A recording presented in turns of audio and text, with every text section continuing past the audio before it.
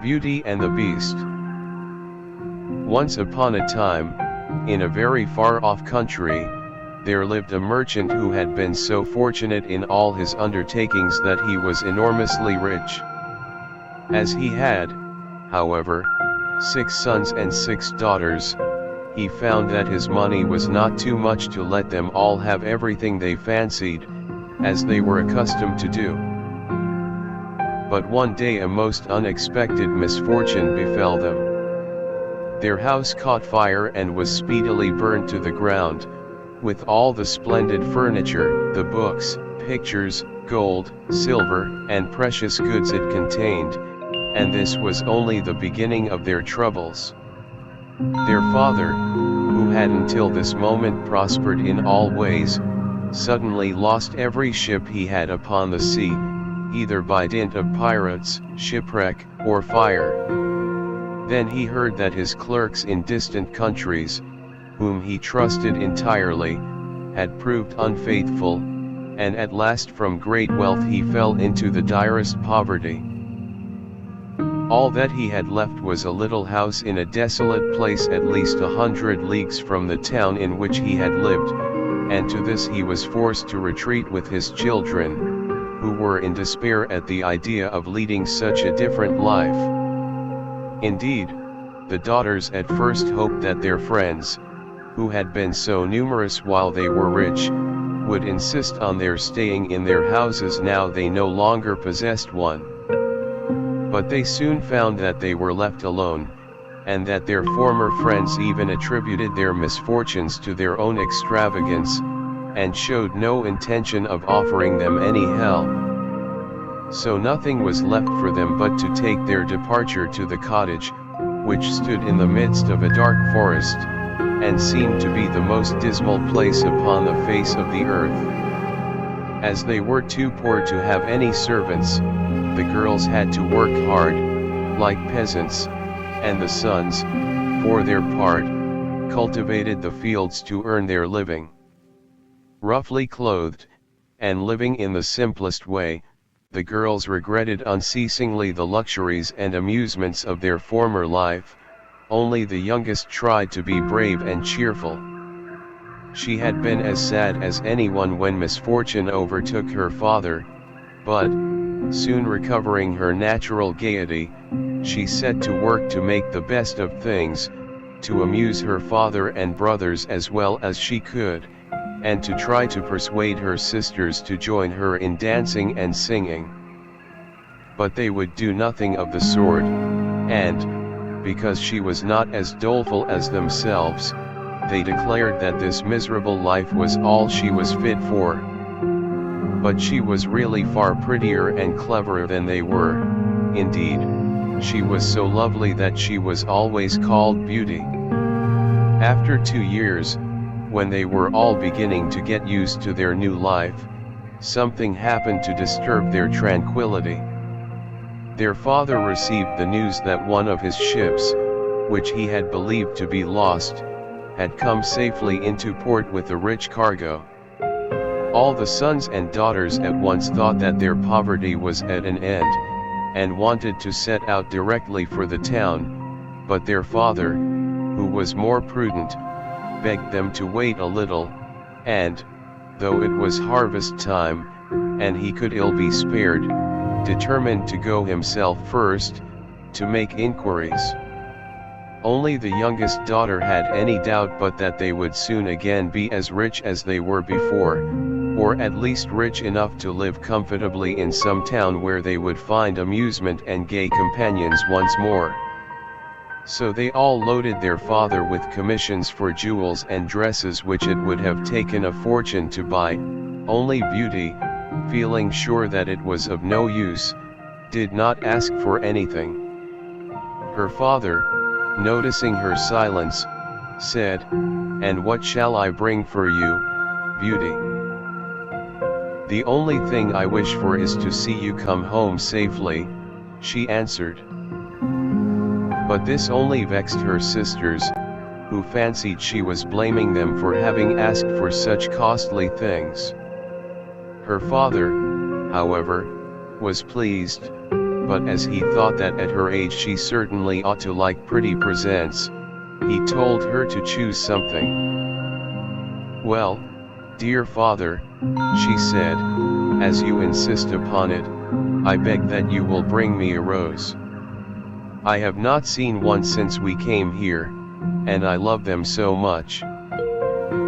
So the merchant set out and reached the town as quickly as possible, but only to find that his former companions, believing him to be dead, had divided between them the goods which the ship had brought, and after 6 months of trouble and expense he found himself as poor as when he started, having been able to recover only just enough to pay the cost of his journey.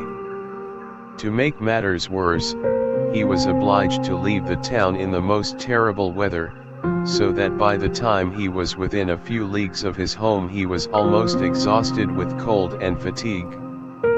Though he knew it would take some hours to get through the forest, he was so anxious to be at his journey's end that he resolved to go on, but night overtook him, and the deep snow and bitter frost made it impossible for his horse to carry him any further. Not a house was to be seen.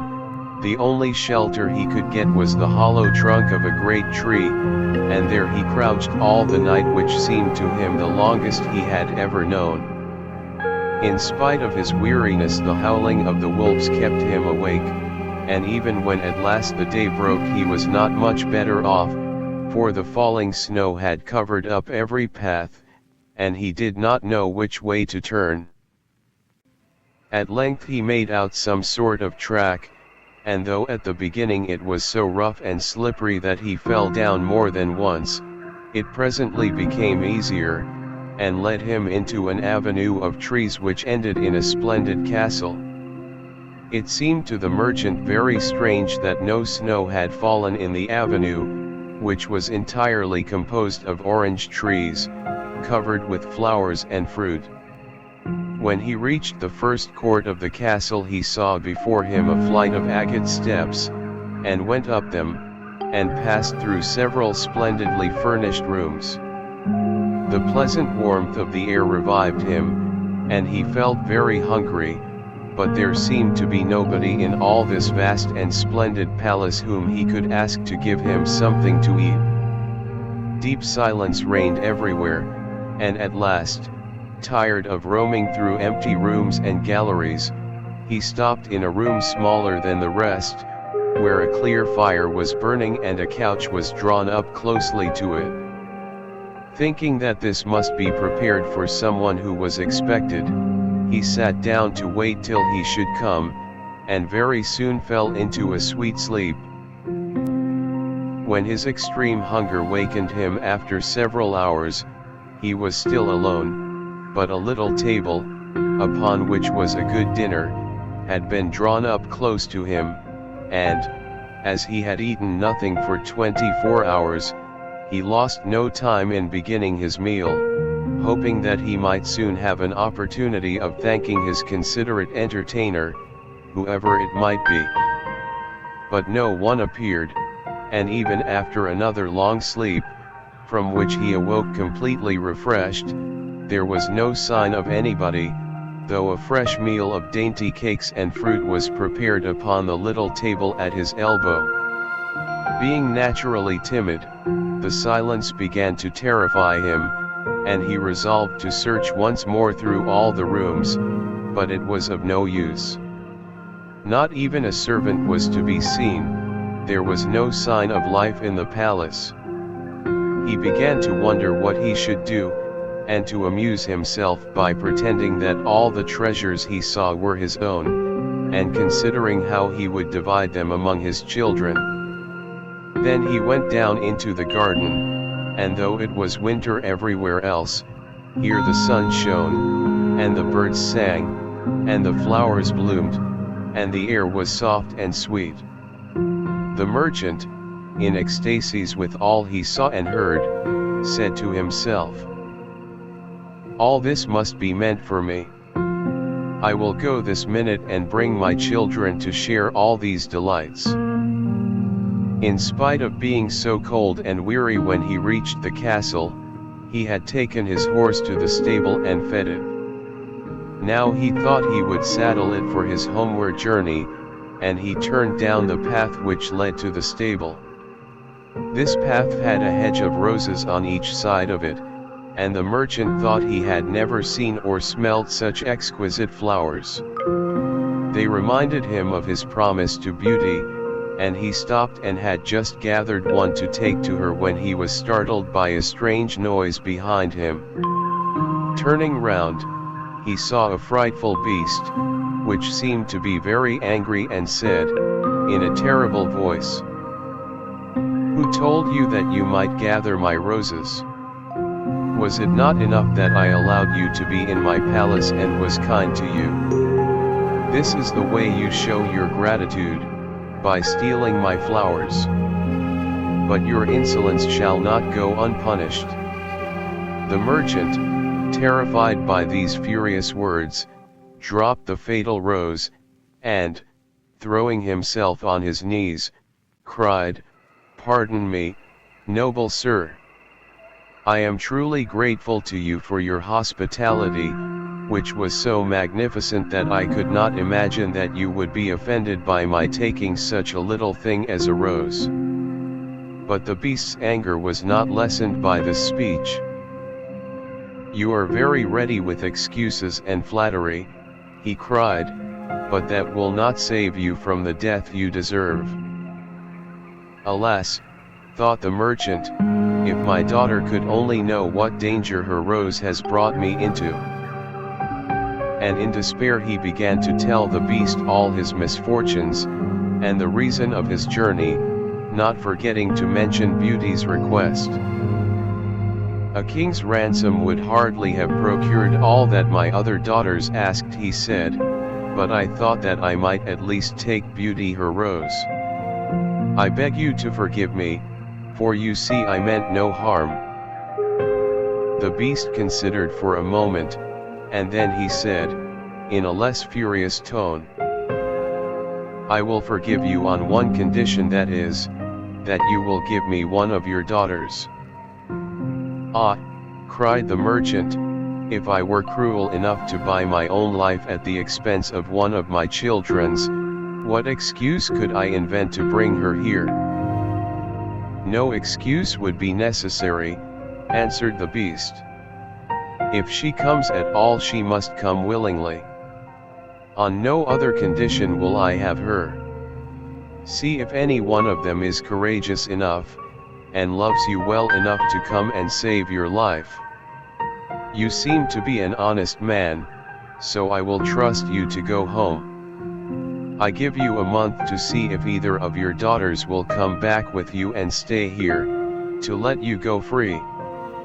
If neither of them is willing, you must come alone, after bidding them goodbye forever, for then you will belong to me. And do not imagine that you can hide from me, for if you fail to keep your word I will come and fetch you," added the beast grimly. The merchant accepted this proposal, though he did not really think any of his daughters could be persuaded to come. He promised to return at the time appointed, and then, anxious to escape from the presence of the beast, he asked permission to set off at once. But the beast answered that he could not go until next day. "Then you will find a horse ready for you," he said. "Now go and eat your supper, and await my orders." The poor merchant, more dead than alive, went back to his room, where the most delicious supper was already served on the little table which was drawn up before a blazing fire.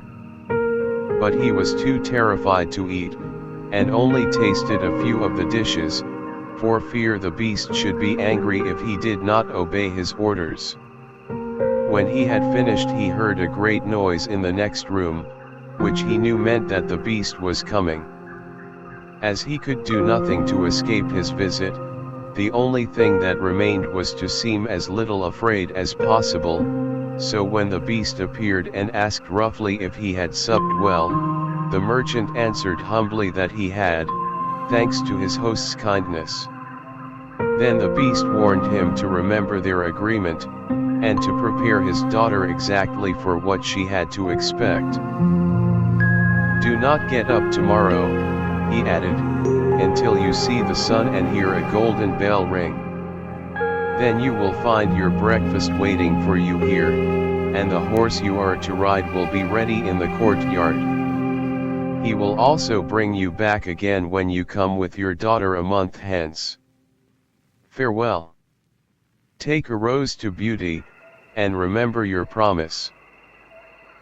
The merchant was only too glad when the beast went away, and though he could not sleep for sadness, he lay down until the sun rose. Then, after a hasty breakfast, he went to gather Beauty's rose, and mounted his horse, which carried him off so swiftly that in an instant he had lost sight of the palace, and he was still wrapped in gloomy thoughts when it stopped before the door of the cottage. His sons and daughters, who had been very uneasy at his long absence, rushed to meet him, eager to know the result of his journey, which, seeing him mounted upon a splendid horse and wrapped in a rich mantle, they supposed to be favorable. He hid the truth from them at first, only saying sadly to Beauty as he gave her the rose, "Here is what you asked me to bring you, you little know what it has cost." But this excited their curiosity so greatly that presently he told them his adventures from beginning to end, and then they were all very unhappy. The girls lamented loudly over their lost hopes, and the sons declared that their father should not return to this terrible castle, and began to make plans for killing the beast if it should come to fetch him. But he reminded them that he had promised to go back. Then the girls were very angry with Beauty, and said it was all her fault, and that if she had asked for something sensible this would never have happened, and complained bitterly that they should have to suffer for her folly. Poor Beauty, much distressed, said to them, "I have, indeed, caused this misfortune, but I assure you I did it innocently. Who could have guessed that to ask for a rose in the middle of summer would cause so much misery? But as I did the mischief, it is only just that I should suffer for it. I will therefore go back with my father to keep his promise." At first nobody would hear of this arrangement, and her father and brothers, who loved her dearly, declared that nothing should make them let her go, but Beauty was firm. As the time drew near, she divided all her little possessions between her sisters, and said goodbye to everything she loved, and when the fatal day came she encouraged and cheered her father as they mounted together the horse which had brought him back. It seemed to fly rather than gallop, but so smoothly that Beauty was not frightened. Indeed, she would have enjoyed the journey if she had not feared what might happen to her at the end of it. Her father still tried to persuade her to go back, but in vain. While they were talking the night fell, and then, to their great surprise, wonderful colored lights began to shine in all directions, and splendid fireworks blazed out before them. All the forest was illuminated by them, and even felt pleasantly warm, though it had been bitterly cold before. This lasted until they reached the avenue of orange trees, where were statues holding flaming torches, and when they got nearer to the palace they saw that it was illuminated from the roof to the ground, and music sounded softly from the courtyard. "The beast must be very hungry," said Beauty, trying to laugh, "if he makes all this rejoicing over the arrival of his prey." But, in spite of her anxiety, she could not help admiring all the wonderful things she saw. The horse stopped at the foot of the flight of steps leading to the terrace, and when they had dismounted her father led her to the little room he had been in before, where they found a splendid fire burning, and the table daintily spread with a delicious supper. The merchant knew that this was meant for them, and Beauty, who was rather less frightened now that she had passed through so many rooms and seen nothing of the beast, was quite willing to begin, for her long ride had made her very hungry. But they had hardly finished their meal when the noise of the beast's footsteps was heard approaching, and Beauty clung to her father in terror, which became all the greater when she saw how frightened he was.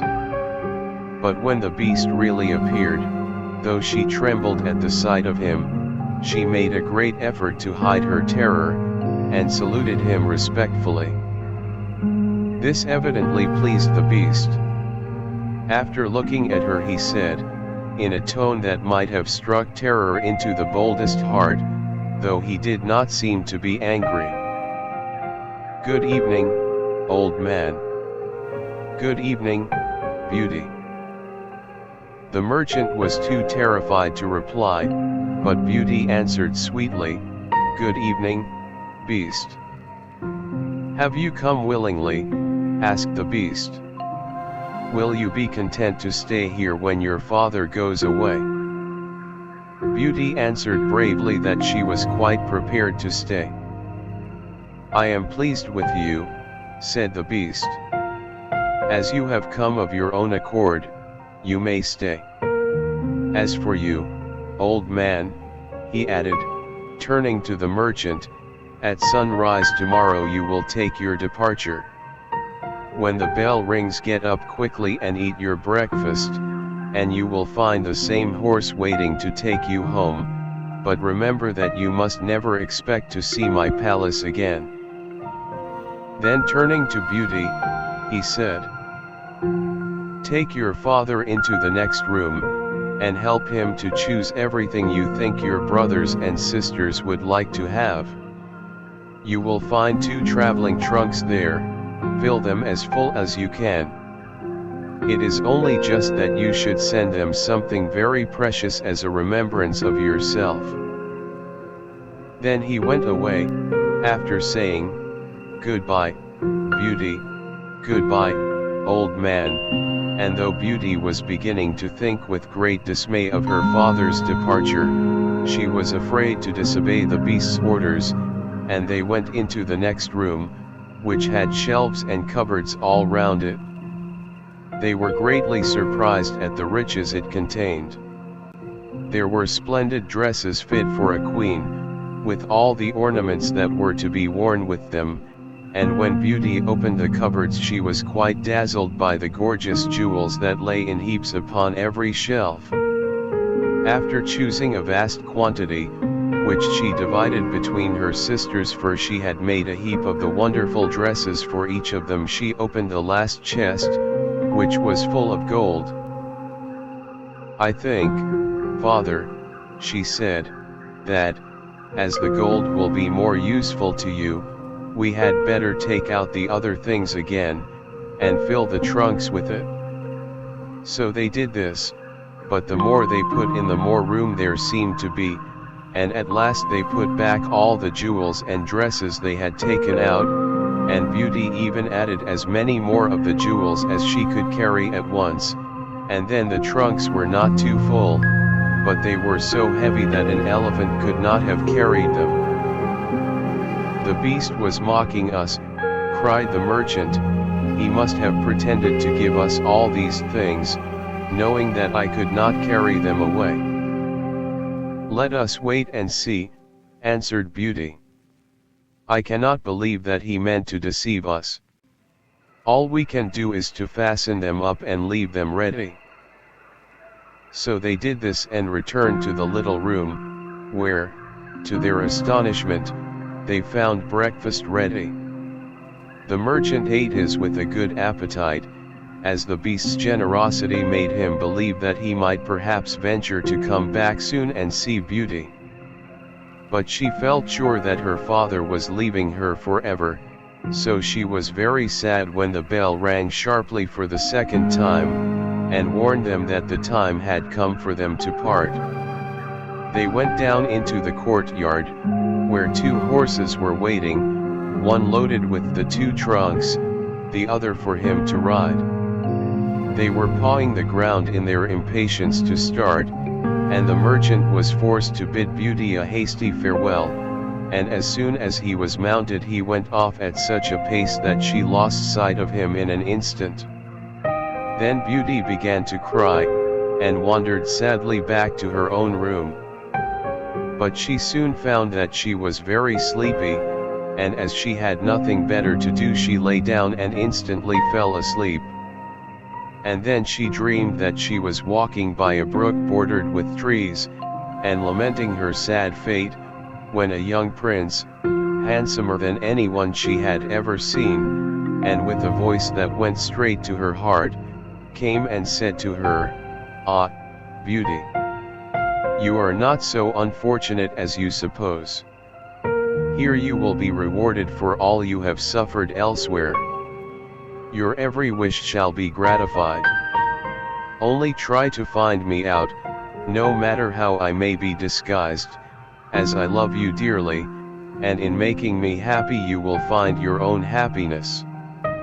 Be as true-hearted as you are beautiful, and we shall have nothing left to wish for." "What can I do, Prince, to make you happy?" said Beauty. "Only be grateful," he answered, "and do not trust too much to your eyes. And, above all, do not desert me until you have saved me from my cruel misery."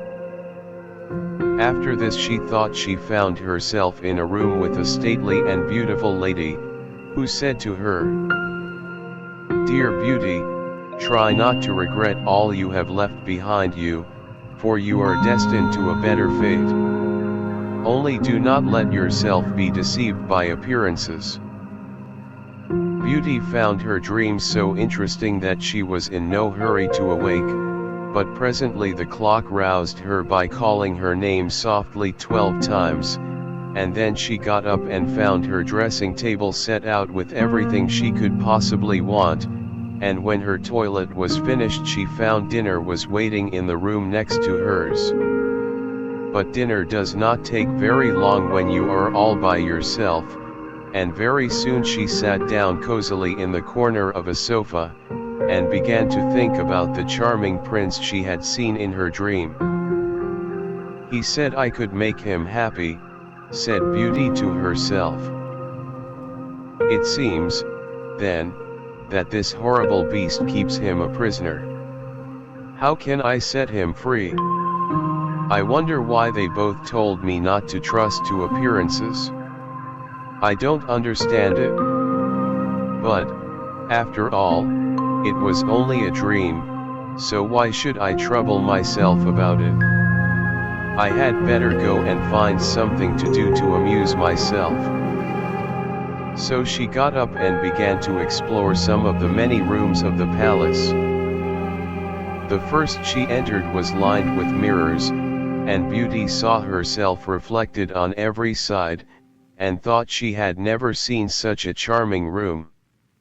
Then a bracelet which was hanging from a chandelier caught her eye, and on taking it down she was greatly surprised to find that it held a portrait of her unknown admirer, just as she had seen him in her dream. With great delight she slipped the bracelet on her arm, and went on into a gallery of pictures, where she soon found a portrait of the same handsome prince, as large as life, and so well painted that as she studied it he seemed to smile kindly at her. Tearing herself away from the portrait at last, she passed through into a room which contained every musical instrument under the sun, and here she amused herself for a long while in trying some of them, and singing until she was tired. The next room was a library, and she saw everything she had ever wanted to read, as well as everything she had read, and it seemed to her that a whole lifetime would not be enough to even read the names of the books, there were so many. By this time it was growing dusk, and wax candles in diamond and ruby candlesticks were beginning to light themselves in every room. Beauty found her supper served just at the time she preferred to have it, but she did not see anyone or hear a sound, and, though her father had warned her that she would be alone, she began to find it rather dull. But presently she heard the beast coming, and wondered tremblingly if he meant to eat her up now. However, as he did not seem at all ferocious, and only said gruffly, "Good evening, beauty," she answered cheerfully and managed to conceal her terror. Then the beast asked her how she had been amusing herself, and she told him all the rooms she had seen. Then he asked if she thought she could be happy in his palace, and Beauty answered that everything was so beautiful that she would be very hard to please if she could not be happy. And after about an hour's talk, Beauty began to think that the beast was not nearly so terrible as she had supposed at first. Then he got up to leave her, and said in his gruff voice, "Do you love me, Beauty? Will you marry me?" "Oh, what shall I say?" cried Beauty, for she was afraid to make the beast angry by refusing. "Say yes or no without fear," he replied. "Oh, no, beast," said Beauty hastily. "Since you will not, good night, Beauty," he said. And she answered, "Good night, beast," very glad to find that her refusal had not provoked him. And after he was gone, she was very soon in bed and asleep, and dreaming of her unknown prince. She thought he came and said to her, "Ah, Beauty, why are you so unkind to me? I fear I am fated to be unhappy for many a long day still." And then her dreams changed, but the charming prince figured in them all, and when morning came her first thought was to look at the portrait, and see if it was really like him, and she found that it certainly was. This morning she decided to amuse herself in the garden, for the sun shone, and all the fountains were playing, but she was astonished to find that every place was familiar to her, and presently she came to the brook where the myrtle trees were growing, where she had first met the prince in her dream, and that made her think more than ever that he must be kept a prisoner by the beast. When she was tired she went back to the palace, and found a new room full of materials for every kind of work, ribbons to make into bows, and silks to work into flowers. Then there was an aviary full of rare birds, which were so tame that they flew to Beauty as soon as they saw her, and perched upon her shoulders and her head. "Pretty little creatures," she said, "how I wish that your cage was nearer to my room, that I might often hear you sing." So saying she opened a door, and found, to her delight, that it led into her own room, though she had thought it was quite the other side of the palace. There were more birds in a room farther on, parrots and cockatoos that could talk, and they greeted Beauty by name.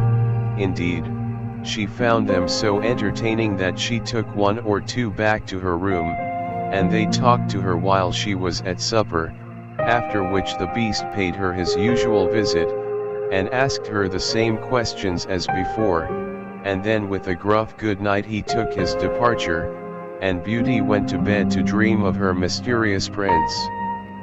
The days passed swiftly in different amusements, and after a while Beauty found out another strange thing in the palace, which often pleased her when she was tired of being alone. There was one room which she had not noticed particularly.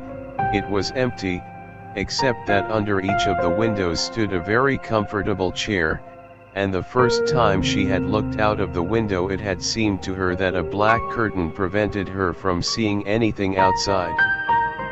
But the second time she went into the room, happening to be tired, she sat down in one of the chairs, when instantly the curtain was rolled aside, and a most amusing pantomime was acted before her. There were dances, and colored lights, and music, and pretty dresses, and it was all so gay that Beauty was in ecstasies. After that she tried the other 7 windows in turn, and there was some new and surprising entertainment to be seen from each of them, so that Beauty never could feel lonely any more. Every evening after supper the Beast came to see her, and always before saying good night asked her in his terrible voice, "Beauty, will you marry me?" And it seemed to Beauty, now she understood him better, that when she said, "No, Beast," he went away quite sad. But her happy dreams of the handsome young prince soon made her forget the poor Beast, and the only thing that at all disturbed her was to be constantly told to distrust appearances, to let her heart guide her, and not her eyes, and many other equally perplexing things, which, consider as she would, she could not understand. So everything went on for a long time, until at last, happy as she was, Beauty began to long for the sight of her father and her brothers and sisters, and one night, seeing her look very sad, the Beast asked her what was the matter. Beauty had quite ceased to be afraid of him. Now she knew that he was really gentle in spite of his ferocious looks and his dreadful voice. So she answered that she was longing to see her home once more. Upon hearing this the Beast seemed sadly distressed, and cried miserably, "Ah, Beauty, have you the heart to desert an unhappy beast like this? What more do you want to make you happy? Is it because you hate me that you want to escape?" "No, dear Beast," answered Beauty softly, "I do not hate you, and I should be very sorry never to see you any more, but I long to see my father again. Only let me go for 2 months, and I promise to come back to you and stay for the rest of my life." The Beast, who had been sighing dolefully while she spoke, now replied, "I cannot refuse you anything you ask, even though it should cost me my life. Take the 4 boxes you will find in the room next to your own, and fill them with everything you wish to take with you. But remember your promise and come back when the 2 months are over, or you may have cause to repent it, for if you do not come in good time you will find your faithful Beast dead. You will not need any chariot to bring you back. Only say goodbye to all your brothers and sisters the night before you come away, and when you have gone to bed turn this ring round upon your finger and say firmly, 'I wish to go back to my palace and see my Beast again.' Good night, Beauty. Fear nothing, sleep peacefully, and before long you shall see your father once more." As soon as Beauty was alone she hastened to fill the boxes with all the rare and precious things she saw about her, and only when she was tired of heaping things into them did they seem to be full. Then she went to bed, but could hardly sleep for joy. And when at last she did begin to dream of her beloved prince she was grieved to see him stretched upon a grassy bank, sad and weary, and hardly like himself. "What is the matter?" she cried. He looked at her reproachfully, and said, "How can you ask me, cruel one? Are you not leaving me to my death perhaps?" "Ah, don't be so sorrowful," cried Beauty, "I am only going to assure my father that I am safe and happy. I have promised the Beast faithfully that I will come back, and he would die of grief if I did not keep my word." "What would that matter to you?" said the prince. "Surely you would not care." "Indeed, I should be ungrateful if I did not care for such a kind beast," cried Beauty indignantly. "I would die to save him from pain." I assure you it is not his fault that he is so ugly." Just then a strange sound woke her. Someone was speaking not very far away, and opening her eyes she found herself in a room she had never seen before, which was certainly not nearly so splendid as those she was used to in the beast's palace. Where could she be? She got up and dressed hastily, and then saw that the boxes she had packed the night before were all in the room. While she was wondering by what magic the beast had transported them and herself to this strange place, she suddenly heard her father's voice, and rushed out and greeted him joyfully. Her brothers and sisters were all astonished at her appearance, as they had never expected to see her again, and there was no end to the questions they asked her. She had also much to hear about what had happened to them while she was away, and of her father's journey home. But when they heard that she had only come to be with them for a short time, and then must go back to the beast's palace forever, they lamented loudly. Then Beauty asked her father what he thought could be the meaning of her strange dreams, and why the prince constantly begged her not to trust to appearances. After much consideration, he answered, "You tell me yourself that the beast, frightful as he is, loves you dearly, and deserves your love and gratitude for his gentleness and kindness. I think the prince must mean you to understand that you ought to reward him by doing as he wishes you to, in spite of his ugliness." Beauty could not help seeing that this seemed very probable. Still, when she thought of her dear prince who was so handsome, she did not feel at all inclined to marry the beast. At any rate, for 2 months she need not decide, but could enjoy herself with her sisters. But though they were rich now, and lived in town again, and had plenty of acquaintances, Beauty found that nothing amused her very much, and she often thought of the palace, where she was so happy, especially as at home she never once dreamed of her dear prince, and she felt quite sad without him. Then her sisters seemed to have got quite used to being without her, and even found her rather in the way, so she would not have been sorry when the 2 months were over but for her father and brothers, who begged her to stay, and seemed so grieved at the thought of her departure that she had not the courage to say goodbye to them.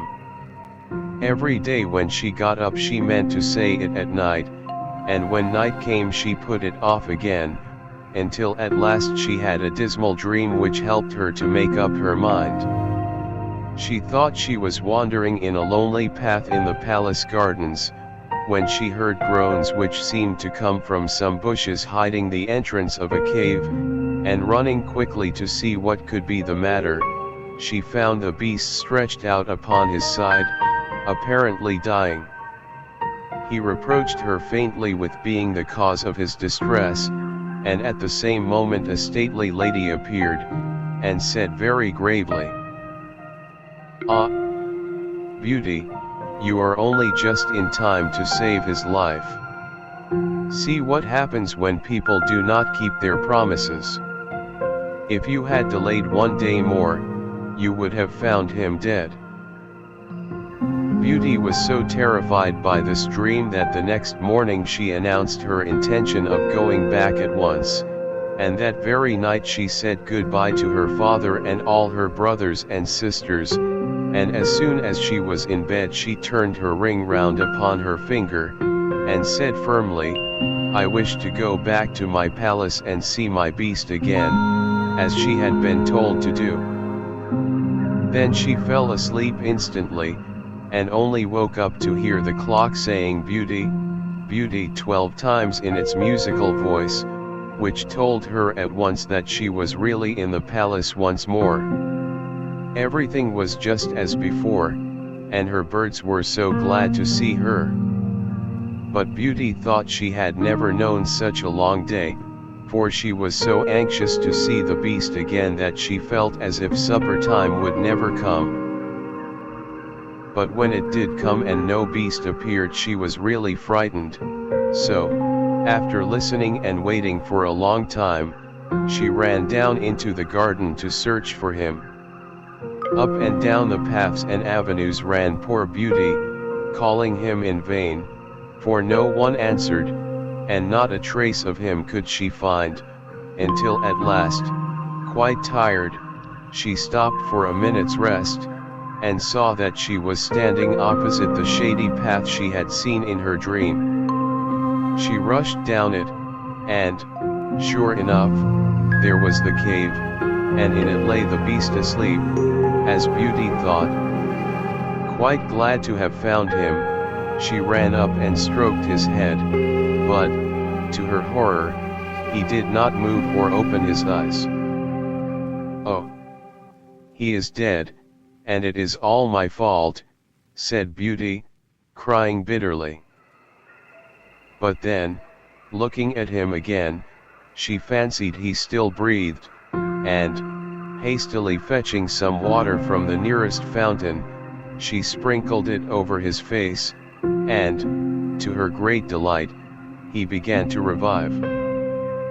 "Oh, beast, how you frightened me," she cried. "I never knew how much I loved you until just now, when I feared I was too late to save your life. Can you really love such an ugly creature as I am?" said the beast faintly. "Ah, Beauty, you only came just in time. I was dying because I thought you had forgotten your promise. But go back now and rest, I shall see you again by and by." Beauty, who had half expected that he would be angry with her, was reassured by his gentle voice, and went back to the palace, where supper was awaiting her, and afterward the beast came in as usual, and talked about the time she had spent with her father, asking if she had enjoyed herself, and if they had all been very glad to see her. Beauty answered politely, and quite enjoyed telling him all that had happened to her. And when at last the time came for him to go, and he asked, as he had so often asked before, "Beauty, will you marry me?" She answered softly, "Yes, dear beast." As she spoke, a blaze of light sprang up before the windows of the palace, fireworks crackled and guns banged, and across the avenue of orange trees, in letters all made of fireflies, was written, "Long live the prince and his bride." Turning to ask the beast what it could all mean, Beauty found that he had disappeared, and in his place stood her long-loved prince. At the same moment the wheels of a chariot were heard upon the terrace, and two ladies entered the room. One of them Beauty recognized as the stately lady she had seen in her dreams, the other was also so grand and queenly that Beauty hardly knew which to greet first. But the one she already knew said to her companion, "Well, Queen, this is Beauty, who has had the courage to rescue your son from the terrible enchantment. They love one another, and only your consent to their marriage is wanting to make them perfectly happy." "I consent with all my heart," cried the queen. "How can I ever thank you enough, charming girl, for having restored my dear son to his natural form?"